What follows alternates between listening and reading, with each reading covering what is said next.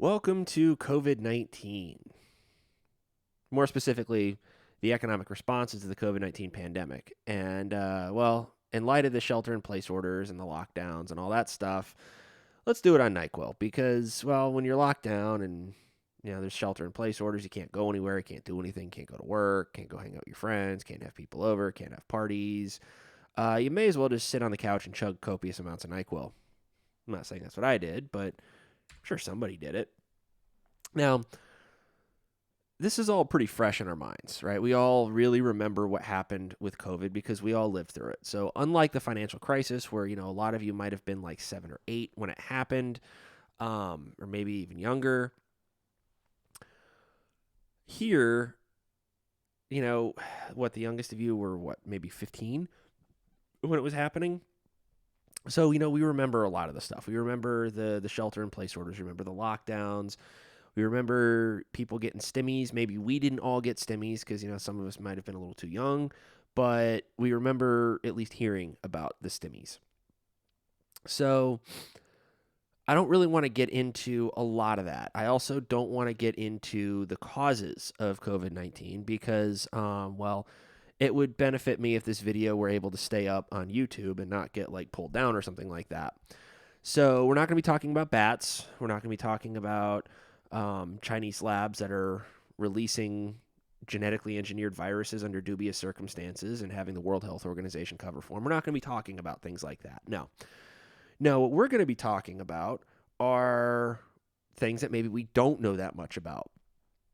Things like the fiscal policy responses and especially the monetary policy responses to the COVID-19 pandemic. Some of you maybe followed a little bit. If you remember the stimmies, you probably know at least that much. But what about the effects of it? And when I'm asking about the effects, I'm not asking about what the talking heads on the media, be it either liberal or conservative media outlets going either this is the best thing ever, or this is not good because they're not doing enough of it, or this is terrible because they're doing anything at all. Not that. This is actually getting into the numbers and looking at how these things caused the economy to respond, how real economic activity reacted in response to some of these policy shocks that we'll be looking at. So, with all of that said, going back to COVID just for a minute, it was really bad. And we all did things that we weren't proud of, like watch Anthony Fauci throw the first pitch at the Nationals game. That was awesome. It reminds me so much of a Star Trek Deep Space Nine episode from season 7 called Take Me Out to the Holosuite. Watching the Ferengi try to throw baseballs, it's like watching Fauci try to throw a baseball. But hey, what do you know? I'm going after both sides on this one. Remember this? Remember when Donald Trump asked Dr. Birx something about trying to get sunlight into the bloodstream? And then, of course, because I'm totally fair on this, CNN lost their minds and they're like, Donald Trump is dangerous. He's telling people that they need to be injecting fish tank cleaner, whatever the hell. And then that lady killed her husband with fish tank cleaner. And then she tried to say Donald Trump told her to or something, and the media believed. It was so stupid. It was such a terrible time. 2020 really was just an absolute shit show across the board. And COVID was just awful. And I'm not trying to make light of COVID because, we all know either somebody who passed from COVID or somebody who knows somebody who died of COVID. I actually got COVID in February of 2020 before I even knew what it was. So that was really scary. Okay, you know what? Let's just go into a brief review of this stuff. Because it's kind of like I'm rambling. I might as well just have a nice coherent plan that I need to follow throughout this entire talk, which, I've already typed up and everything. So I know where I'm going. I know where things are supposed to be going and what I'm supposed to say and all that. And I'm still talking. So, like I said earlier, we're not going to go too far into this because it's pretty recent. We all just lived through it. But these cases started popping up around January of 2020. And there were images coming out of these lockdowns in Wuhan, China, trying to contain this unknown disease. And we didn't know what it was. China already knew what it was. People in Wuhan definitely knew what it was because they made it. And they're trying to contain it of course, they don't contain it very well.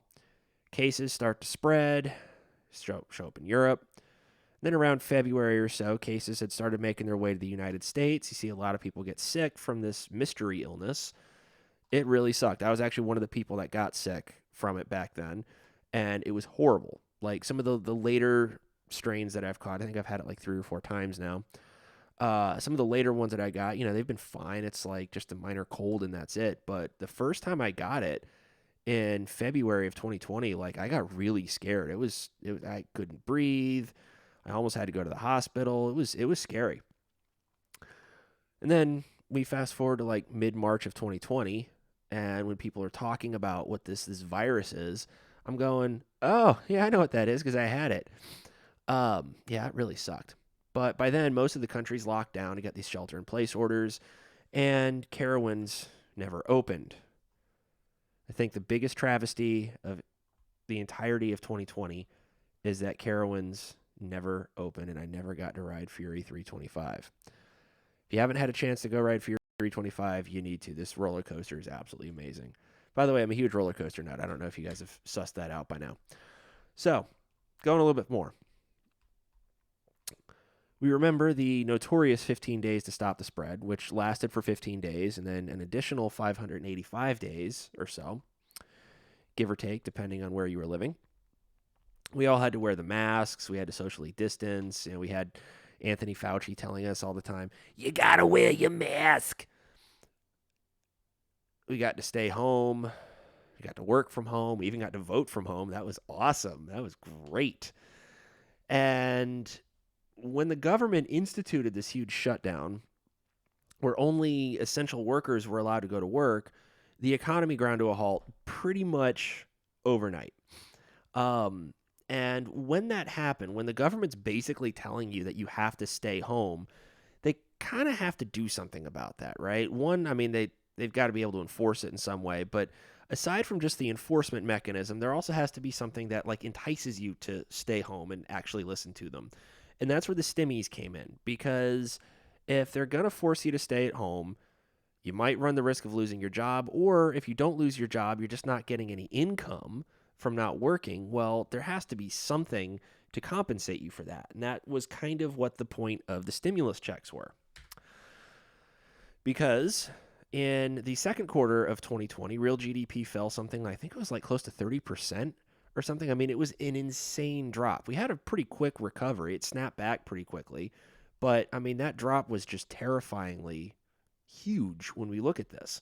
So the economy took a massive hit. GDP took a huge hit. Unemployment spiked. Things were ugly, and people had to be paid to stay home. So that's where the stimulus checks came in. You can see there were 3 stimulus checks, but it was like 2 of them were kind of grouped pretty closely together, and it was almost like one stimulus check. I think I actually only got 2 stimulus checks because the second one I got was like the second and third put together. So if we look at government spending, you can see there's these 2 huge like hump shapes. It's like a 2-humped camel almost. These were the stimulus checks. I mean, there's other stuff. It wasn't just the stimulus checks going out.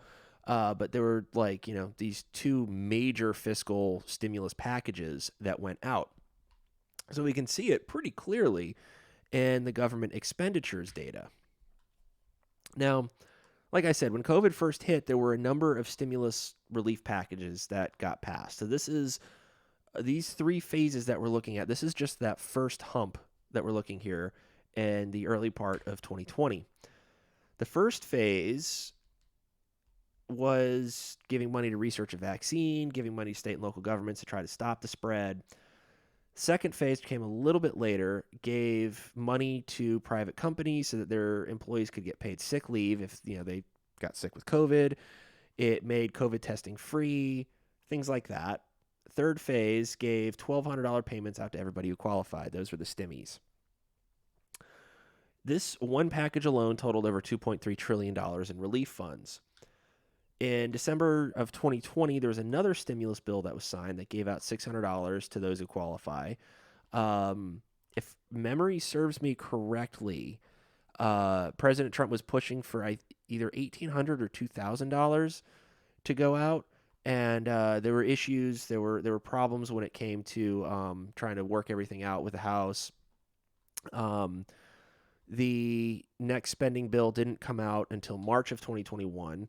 It gave out another $1,400 for those who qualify. Now, if we really wanted to get into like fiscal stuff, we want to talk about things like recording equivalents. This would have actually been a very interesting topic to cover regarding recording equivalents, because remember that basically is saying that the timing of government expenditures can matter. There are times where it matters, namely when recording equivalence doesn't hold. But overall, government spending topped $4.6 trillion. I mean, that is an insane amount of money for the government to spend. It's more than the government's ever spent before. All trying to stop this pandemic, which was just terrible, and it crippled the U.S. economy pretty much overnight. So we're going to talk a little bit more about the fiscal response. But what did the Federal Reserve do? And actually, that right there pretty much sums up my take on fiscal policy and probably the entire course. We'll talk about fiscal policy, but what did the Federal Reserve do? What was the monetary stuff? Well, the monetary response is pretty much what you would have expected the Federal Reserve to do. They bought a lot of assets to make sure that companies, namely financial institutions, had the necessary liquidity to pay their employees, keep the business operations afloat as much as possible. Because if the financial institutions have the liquidity, then the other companies that are dealing with these financial institutions, they get the liquidity they need. They get to pay their employees. Everything gets to go, hopefully, as close as possible to business as usual. And the Fed basically supplied unlimited liquidity to these financial institutions so they could meet their financial obligations. And then, as I was explaining earlier, make loans to businesses and households that needed the money that were also able to pay it back in the future. Now, they cut the federal funds rate. It was, I think, somewhere around like 3% or something. And then they cut it to 1.5% in early March. And then on March 15th, 2020, they cut it down to 0 to 0.25%. So they had their 0 to quarter point window. They also gave some forward guidance on the expected future path of interest rates. Now, forward guidance is a separate channel of monetary policy that we really haven't talked about that much. But the idea is to provide adequate communication in terms of the Fed's expectations on when they think they're going to be raising interest rates, or how low they're going to keep, or how long they're going to keep interest rates low.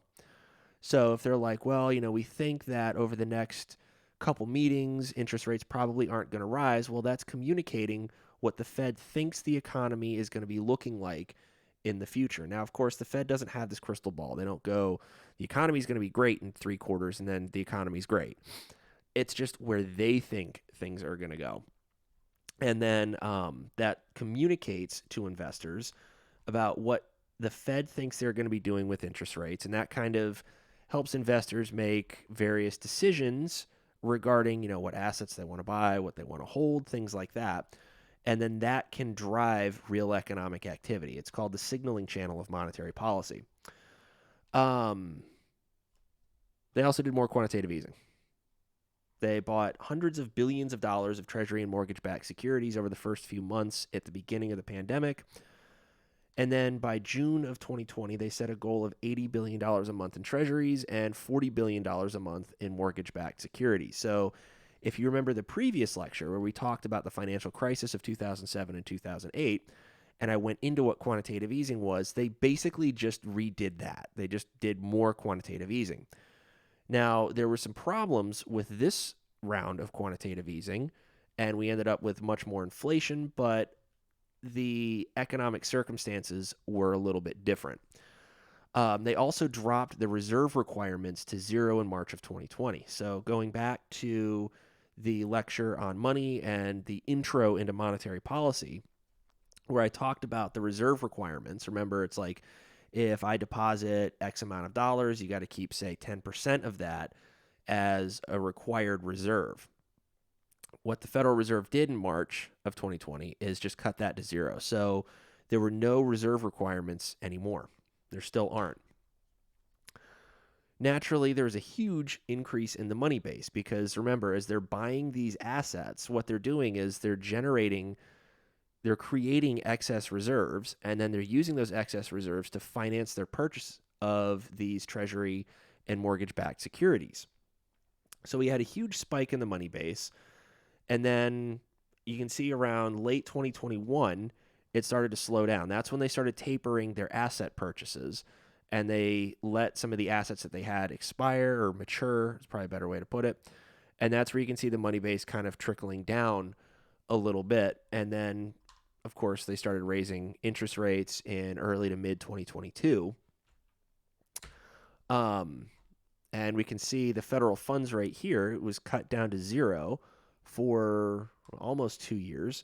And then, yeah, in the early part of 2022, they started raising interest rates, and now interest rates are above 5%. And there's likely going to be another interest rate hike. I think there's going to be another interest rate hike in the relatively near future. So the Federal Reserve is on like a course correction at this point. Unfortunately, of course, everybody gets to, sit on the sidelines and yell at the Fed for doing what they didn't think the Fed should have done or something like that. Unfortunately, I do think the Federal Reserve probably waited a little too long to start raising interest rates, which is part of why we have this inflationary issue that we've got at the moment. But like I said, it's easy to sit back and criticize the Federal Reserve when you're not the one actually having to set policy. So this stuff all around was really weird because typically in an economic crisis, what we want to do is we want to try to boost employment. We go into a recession, interest rates begin to rise, and you can see employment maybe fall a little bit. People start losing their jobs, and the fiscal and monetary authorities step in and go, hey, this isn't really good. We have the power to smooth things out. Let's try to smooth things out a little bit. So in the monetary sphere, they would increase their asset purchases. That would add liquidity to the markets. That triggers an aggregate demand shock. And then, as we've seen through the new Keynesian model, by having this aggregate demand shock when prices are sticky, you end up with a little bit of an increase in employment and then an increase in real wages. That's what typically happens. But this time, they actually wanted to keep employment down. We weren't like, we don't ever want people to work ever again. No, we just wanted people to stay home until we got the virus under control. Because if we're like, hey, everybody go back to work now, and the virus isn't under control, people just get sick. More people get sick, and that's not very good.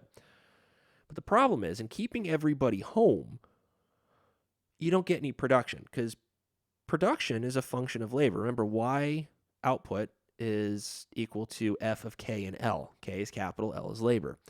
It's increasing in both. So if you decrease labor, well, production's not going to be very high, is it? So the thing is, the typical economic theory kind of holds up, but we weren't focused on getting people back to work. We didn't want people to get back to work. Sorry, my brain kind of died out for a second there. We didn't want people to get back to work yet because we wanted the virus to slow down. But the issue is, if people aren't going back to work, there isn't as much production, we have a problem. And this is where a lot of the inflationary problems came in. If you remember everybody talking about supply chain issues and things like that, well, the supply chain issues were there because nobody was able to work.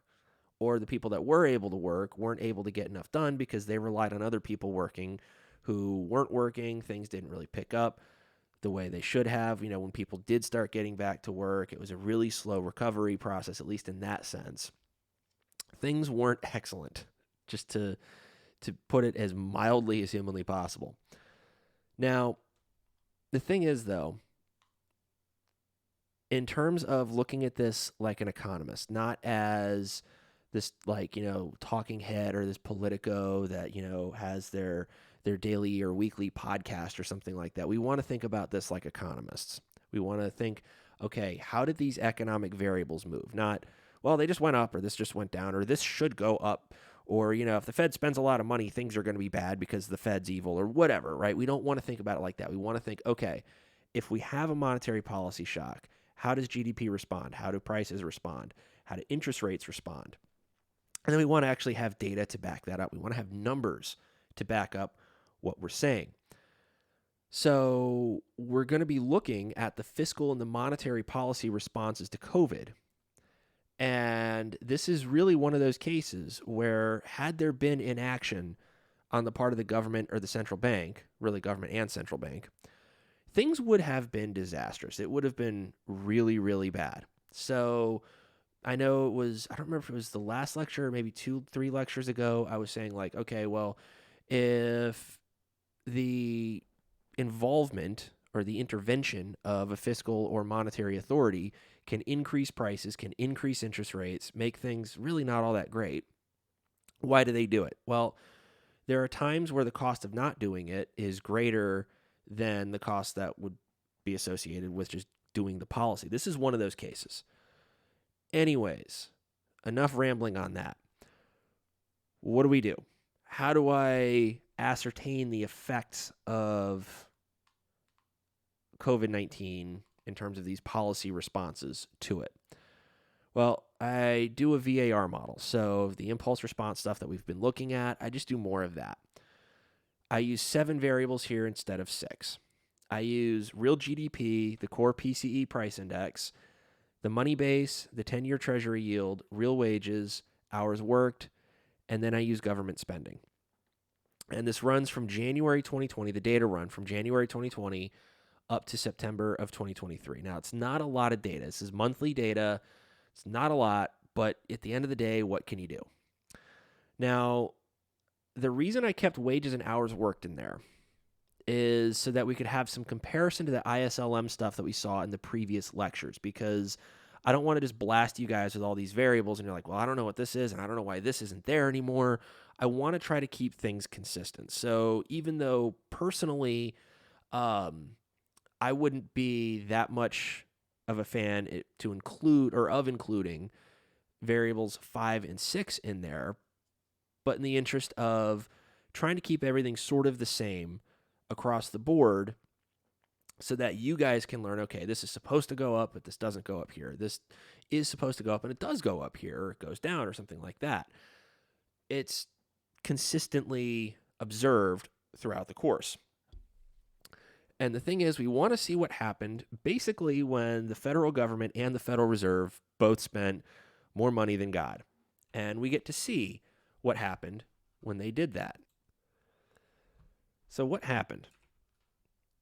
Now, because this is a principles course, I'm not going to spend a ton of time on the VAR specification or the identification. This slide right here is just going to be a disclaimer for people that are not in my class but like to watch these lectures and have had questions along the way regarding other videos that I've put up. So if you're in my class, I wouldn't pay attention for the next minute or two. This VAR uses 3 lags. I use a majority vote between the AIC, HQ, and BIC in order to get that. I believe 2 of them gave me 3 lags, and the other one gave me a 2 lag specification. I use sign restriction identification. For the fiscal policy, it's government spending, real GDP, prices, and interest rates are set to increase for 6 months. And then for the monetary policy shock, the money base, real GDP, and prices increase. And then I set the interest rate to decrease, all of which for 6 months. As I discussed in the previous video, I discussed what kind of code I'm using in R, how I'm using it, and the sign restriction identification code I have allows you to maintain these restrictions or keep them in place for a set amount of time following the shock. So here I just do 6 months. Of course, if for any of you that are maybe early in a PhD course and you're interested in things like this, a nice little way to do a robustness check for your specification is to vary the restriction horizon. It's one of the things I did in my dissertation. You can say, hey, we're going to set it for 6 months, but then we also want to shorten it, try, a couple specifications where it's shorter, a few where it's longer, things like that. Now for my class. Okay, back to the class here. What this means is that basically I'm putting restrictions on the signed movements or the directional movements of these impulse responses to be consistent with the economic theory. And then I just want to basically see if I set these restrictions in place, does everything turn out the way it's supposed to, or the way I'd like to think it should? Now, for everybody, class and not class, this is not anything even remotely close to trying to prepare something for submission to an academic journal. This is more just a teaching tool to see if these impulse responses match what we think they should when it comes to the special situation that was COVID-19. Okay, so the first set that we're going to be looking at are the government spending shocks. So when we look at this, right, this is government spending increases. When government spending increases, remember, if you look at your ISLM stuff from the new Keynesian model, you get an increase in the real interest rate, but hopefully you also get an increase in real GDP. You get an increase in prices, or, inflation goes up a little bit. And the idea would be you'd like to see an increase in real wages and hours worked.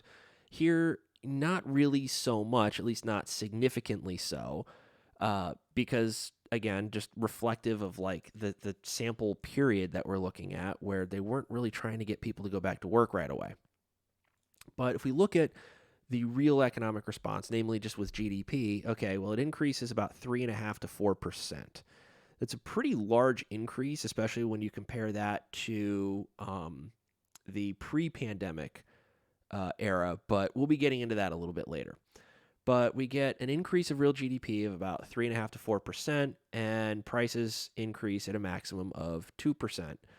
The 10-year Treasury yield increases by about 60 basis points, and then when we look at real wages and hours worked, like I said, there's not that much movement there. So this actually kind of makes sense, I think, anyways, with what we should have expected things to look like. So the stimmies increased real GDP by boosting government spending. But remember, the government had to borrow like gobs and gobs of money to be able to make this happen. And we didn't see much of that response in the labor market because, again, the goal wasn't to get people back to work. So the data do actually kind of make sense here. But the thing is you're probably going like, all right, well, people aren't going back to work, but GDP is going up. Like, how the hell is that happening? Well, here's the problem. You give people a bunch of money, but you're not really altering like the productive capacity of the economy.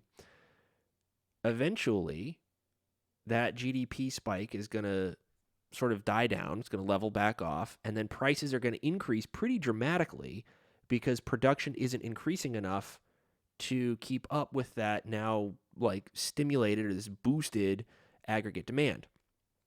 So when we see prices increase here, and of course, when we compare these price increases during the pandemic to the price increases before the pandemic of a similarly identified shock, you'll see that the price increases during the pandemic are much larger.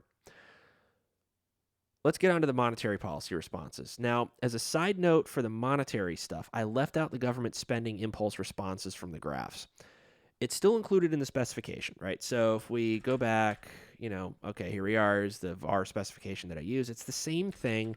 I just don't report the government spending impulse responses here for a lot of reasons. One, screw the government. I'm not a big fan of fiscal policy stuff. Two, I kind of wanted to make everything fit nicely and look nice on the slide here, and it looks a little bit nicer here, at least I think. So monetary policy responses. Well, okay, what do we get? Well, we get about a 1 to 1.5% increase in the price level. GDP increases by about 2.5 percentage points. We have about a 75 basis point cut in the 10-year Treasury yield, and then real wages and hours worked. You're not really seeing a whole lot going on there. So here, again, the signed responses make sense. And, well, I guess the magnitudes of the responses kind of make sense too. And, the labor market stuff, well, doesn't really respond that much. But again, that's indicative of the sample period that we're looking at. Let's compare this, though, to pre-pandemic times. Because if we're looking at post-pandemic, okay, well, that's great. We get to see what happened during the pandemic. That's awesome. But what happened before that? If we can compare what happened before to what happened during, then we can go, all right, not only do we know the direction that things moved, but we know how they moved relative to a more normal time. And it's sad that I'm using data from October 2008 to January of 2020 going, well, this is the normal time now, because that was a really chaotic time. And really up until March of 2020, everything after October 2008 was considered ridiculously chaotic. But we want to look at how these variables respond differently.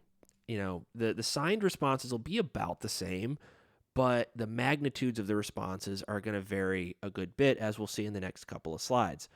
Now, the variables that I use are the same otherwise.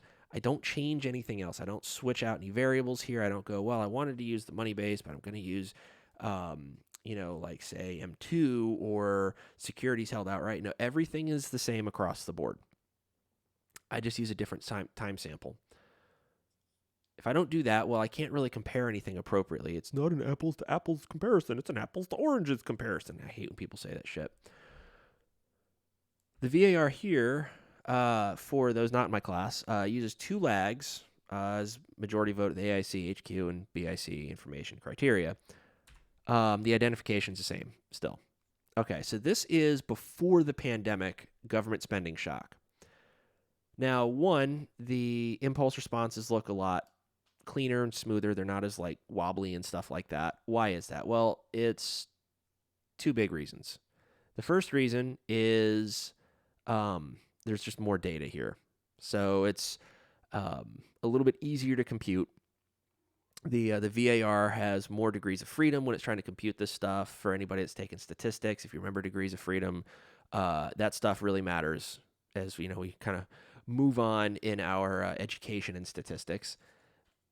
For the second reason, when I did the government spending, I took the quarterly measure for government spending that's reported by the government, and I, in order to get that to a monthly frequency along with everything else that I have, because the real GDP that I get comes from Macro Advisors. It's reported monthly. It's really, really pleasant to use.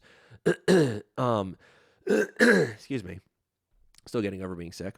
So what I did is I used a cubic spline interpolation for government spending. I know it's kind of a big no-no, but I wanted to have the monthly frequency, and I'm like, well, I'm not submitting this for a journal anywhere, and I'd probably only have 5 people yell at me over that instead of the 50 plus if I were presenting this at a conference somewhere, which of course I'm not going to, because I'm not a full-time tenured professor anywhere. So yeah, two big reasons there why the other one is kind of warbly. We still have the cubic spline interpolation for the government spending here, but we also have more data and things are a little bit cleaner. So enough of that rant. In response to the government spending, we have about a 1 percentage point increase in real GDP, a less than 1 percentage point increase in prices, and about a 40 basis point increase in the 10-year Treasury yield. We also have about a 1.5 percentage point increase in real wages and a little less than a 1 percentage point increase in hours worked. So everything responds directionally the same, but the magnitude is what differs here. If we cut back to the government spending stuff here, all right, that's a 3.5% increase in real GDP and a 2% increase in prices. Here, it's a less than 1% increase in prices and about 1 or so percentage point increase in real GDP. Why is that? Well, one, real GDP was nowhere near as volatile over the sample period before COVID as it was during COVID. There was also that huge drop in GDP, that 30% drop in GDP that we saw. Well, when there's that huge drop and then a really quick, snappy recovery in GDP, you're going to have a very wide, very large response in GDP when we're looking at these impulse response functions. So going back, here we go to GDP. Because we have that huge dip and there's that huge, there's that really quick recovery, you're going to see a larger response in real GDP during the pandemic when there's a government spending shock to try to get GDP back up to where it's supposed to be than you would during, the pre-pandemic era. So that would be why we're seeing some of these differences here. the increase in real wages and hours worked, that's like actually significant here. That, of course, is, indicative or reflective of the sample period that we're looking at, right? During that time period, nobody was going, don't go to work. Everyone's going, get your ass to work. We need more people working. The monetary policy shock. Okay, so here for the monetary policy shock, we have a less than 1 percentage point increase in real GDP, a less than 1 percentage point increase in prices. The 10-year Treasury yield drops by about 70 or so basis points, and then we still have the increase in real wages and hours worked. So again, directionally, it's the same. The magnitudes are a little bit different. They're basically muted a little bit compared to what the COVID pandemic responses are.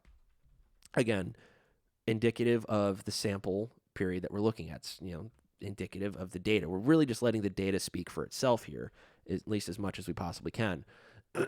So the directions of the responses make sense, and the magnitudes of the responses also make sense here. Now, because the monetary policy shocks are orthogonal to government spending shocks, meaning they're uncorrelated, if I model a government spending shock, it's not going to be even remotely close to the same as a monetary policy shock, at least assuming that, both of them are correctly identified. Now, to be honest with you, I'm really only interested in the GDP responses, not so much that labor market stuff. And because we don't have a lot of data, what I did is I tried rerunning this VAR. So I wanted to get a new set of impulse responses, and I dropped government spending, hours worked, and real wages. Now, for those of you that are not in my class that know a little bit about VARs, you'll know that they're over-parameterized anyways, so more variables means more problems because we have more parameters that we have to estimate. It's a real pain in the ass. That's why I generally want to keep VARs really simple. So what I do is I run the VAR with only real GDP prices, the money base, and the 10-year Treasury yield, or MPY&I. And then I want to see how these guys respond to the pre and during pandemic eras. So let's look at the pre-pandemic first. This is just the 4-variable, 4-equation VAR. Real GDP increases by less than 1 percentage point. Prices increase by about a little over 1 percentage point. We have that increase in the money base, but of course that's by construction. That's the source of the shock. And then the 10-year Treasury yield drops by about 100 basis points. Now, if we're looking at this, based on the research regarding monetary policy shocks from 2008 up until, I guess, a little bit before COVID, the magnitudes of these responses and the signs of the responses are pretty consistent with the existing economic literature. So it's always kind of a nice little check to go, okay, I'm not the only one that got this stuff. Let's look at the pandemic. Well, there's a larger response in GDP and a much larger response in prices. Why is that? Well, again, that's because we had that huge dip in GDP.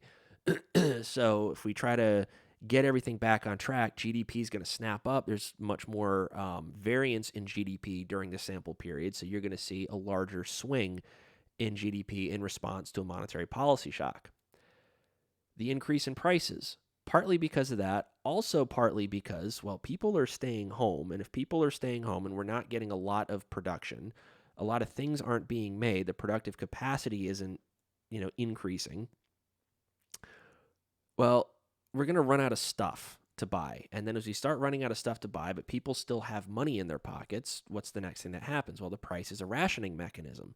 So if price is that rationing mechanism that we've learned about ever since the beginning of principles of microeconomics, if we don't have enough stuff, the price goes up. So you're going to see a much larger response in the price level in response to a monetary policy shock during the pandemic than you are pre-pandemic.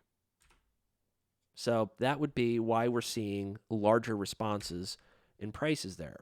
So if we want to kind of summarize everything and compare pre- and post-pandemic responses, GDP increases by about 2 to 4% in response to the shocks during the pandemic, and then about half of that pre-pandemic, which again makes a lot of sense because GDP declined so much during the pandemic. So we had more variance. We had a higher variance in GDP during the pandemic than we did before that. Prices increased by about 1 to 3% in response to the fiscal and monetary shocks during the pandemic, and by like zero point 0.5 to maybe a little over 1 percentage point pre-pandemic.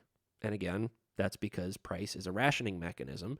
And if we don't really have a whole lot of production, a whole lot of output going on, as we start running out of stuff to make and people still have money in their pockets, well, you're going to see a dramatic increase in prices.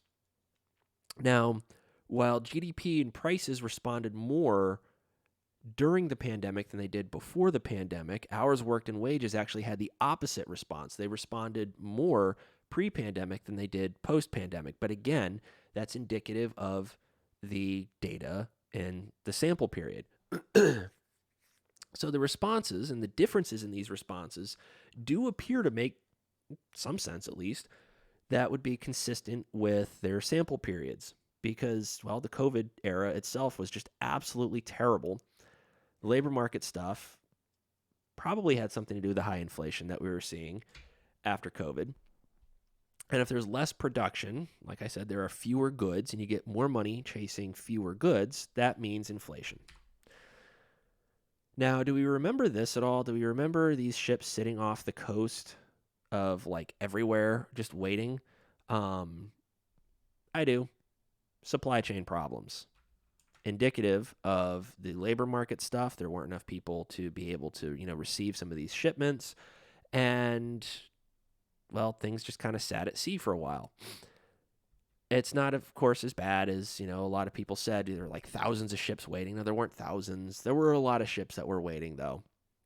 So it wasn't, we're not looking at everything through rose-colored glasses that, what the fact checkers are trying to say, but it wasn't this like awful thousands of ships waiting off the coast of LA or something trying to unload stuff.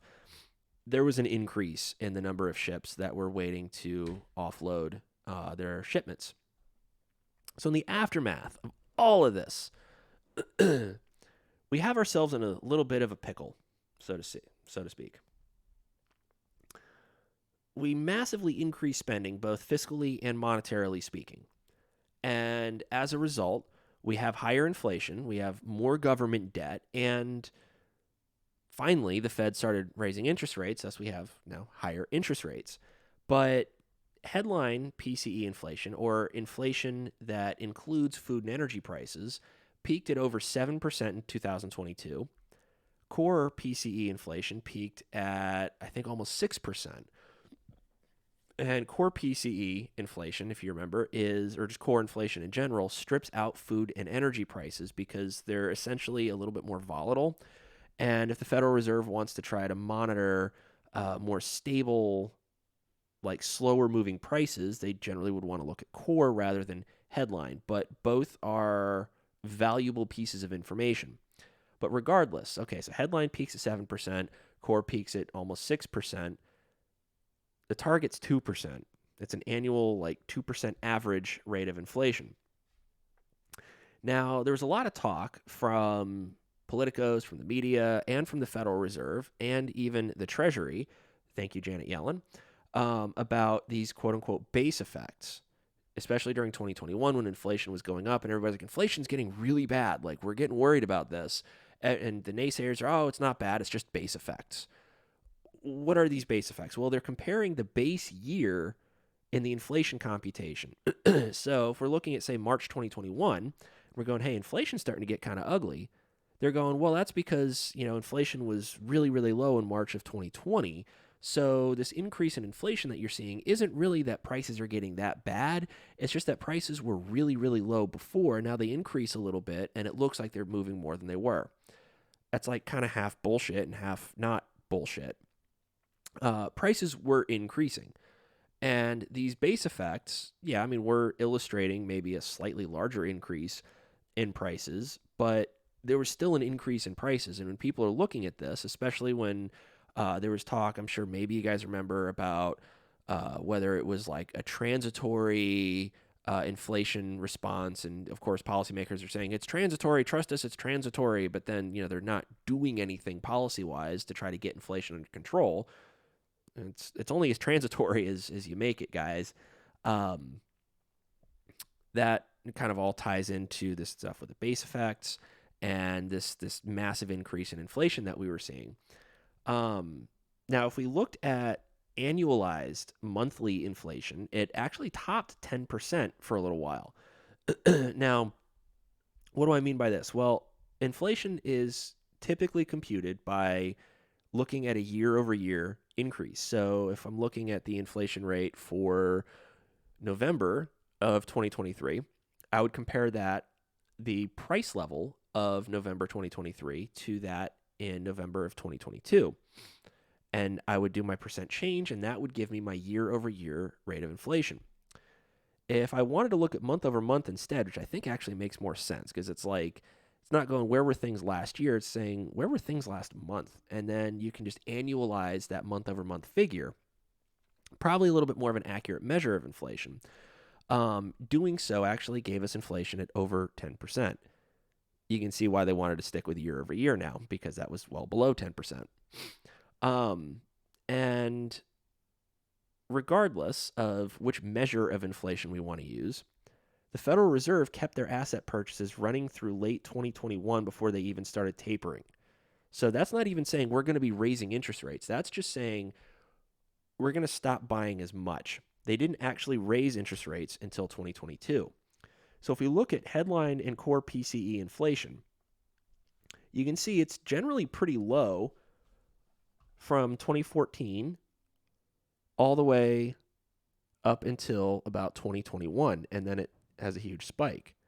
Now, some of you might be going, okay, well, it increased in 2021, but there's a huge monetary policy spike in 2020. Why did it take so long? Well, because monetary policy tends to operate with, quote, long and variable lags. They can increase the money supply, but inflation doesn't hit immediately following that increase in the money supply. It takes some time. As we see here, it took about a year before we really saw any major responses in inflation following the monetary policy shock a year earlier. So by, mid-2022, when inflation is peaking, by mid-2022, they'd already been raising interest rates.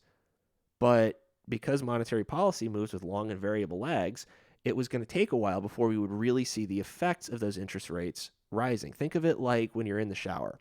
If you're ever in the shower and there's like the hot and the cold faucet, you might get the water ready, get in the shower and go, oh my God, it's like really, really cold.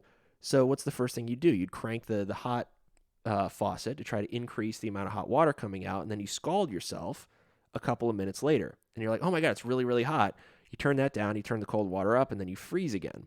But, it's still a few seconds after you turn the knob. Same thing, same principle with monetary policy. It doesn't happen all at once. So while the Fed is currently raising interest rates and inflation's coming down, right, the inflation that you're seeing coming down now is probably because of an increase in interest rates from a couple of months or maybe even a year ago. But the government deficits balloon too. So it's not like I'm just going to blame only the Federal Reserve here. Government deficits increased by over 40% since 2020. And these increased government deficits come with their own sorts of problems. The more government debt you have, the more you're going to have to pay it back. And this is where monetary policy actually plays a big role too, because they indirectly control interest rates, which then affects the interest paid by the government to service their existing debt. Now, the problem is that if the Fed didn't raise their interest rates, the government could inflate away their debt, because if inflation keeps going up and the government has this massive debt, well, the inflation is going to eat away the real value of their debt. Nominally speaking, it stays the same, but in terms of purchasing power, it drops a lot. It's a lot easier to pay back an inflated debt. The problem is that means people have to tolerate higher inflation way above the 2% target. And you didn't want to have inflation running too high for too long, because, well, then inflationary expectations get set above 2%, and you have an entirely new set of problems that you have to deal with. However, if the Fed were to raise interest rates, then that means more of the government budget goes towards paying interest on their debt, which means some kind of austerity measures. They can't spend as much on, like, Social Security. They can't spend as much on various, entitlement programs, military programs, all that stuff. They'd have to cut everything across the board because more of that money that they're able to spend has to go towards paying off their debt. Okay, maybe not Social Security. I guess that wouldn't be it, but like some of the others would be. Sorry, I got a little carried away there. Okay, so they've got to cut their spending basically across the board to just be able to cover the interest payments on their debt. So if the government doesn't stop spending as much, then what we're going to see is just a continuous increase in their deficits, which then makes paying off the debt even more difficult.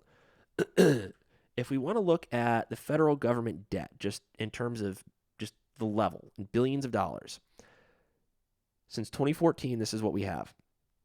And you can see that huge jump. It's almost like a staircase, like jump in 2020. Wonder what that was. But then afterwards, it's followed pretty much a similar trend, just kind of like boosted up a little bit compared to the 2014 to 2020 range. Let's look at the debt to GDP ratio. So around late 2015, the debt to GDP ratio crossed 100%. So that means the government debt was equal to that of U.S. GDP. It was around 110% or so at the beginning of 2020, and then it spiked up to 140%. Now it's over 140% as of 2023. So the debt to GDP ratio has been increasing. What's been done to try to get some of this stuff under control? Well, maybe we're not going to talk too much about the government spending stuff right now. That's not all that great. But the Federal Reserve has raised interest rates. They've raised the federal funds rate to over 5%.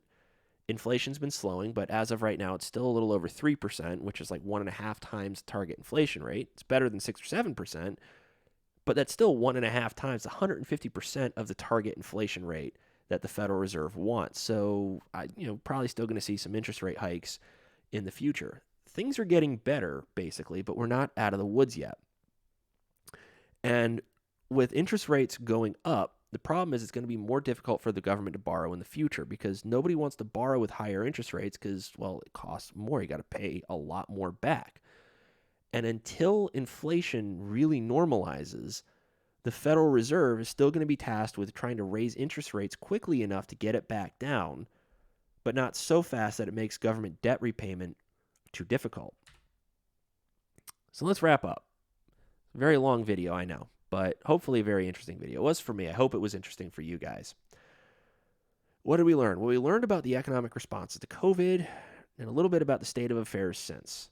And we looked at the fiscal and monetary policy responses to COVID. And when we do that, we can see that both GDP and prices increased, and it likely prevented things from getting worse than they already were. But the thing is, with no counterfactual, it's really hard to truly ascertain that.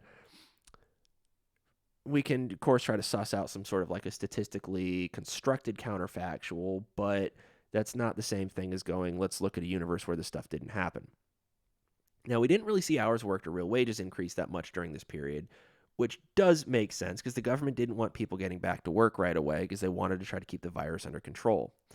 Now, if we were to compare this to like the pre-pandemic era, output and prices increased by a lot less before COVID hit than they do after, but that's, of course, because there was much more variance in output. And then, of course, because eventually, things aren't being produced, things aren't able to be sold that easily, but people still have money. Price becomes a rationing mechanism here, and then we get an increase in prices. Now, before the COVID pandemic, there would be a larger increase in hours worked and real wages in response to both fiscal and monetary policy shocks. And that's fairly consistent with what we've seen in the real world and what we see in the data. So, all that out of the way. Last page of the last lecture of the course. And hopefully you guys learned something about COVID. Hopefully you learned something fairly interesting about COVID that you can then go and share with your friends and all that. Thank you for watching. Thank you for making it all the way through this video. And thank you for taking the course. I hope you enjoyed it as much as I enjoyed it. And I wish you all the best luck in the future. And for those of you who just like watching my videos, keep it up. Keep watching them. I really appreciate it. Like, comment, and subscribe, all that fun stuff. But thank you. This will end the video. So thanks for watching.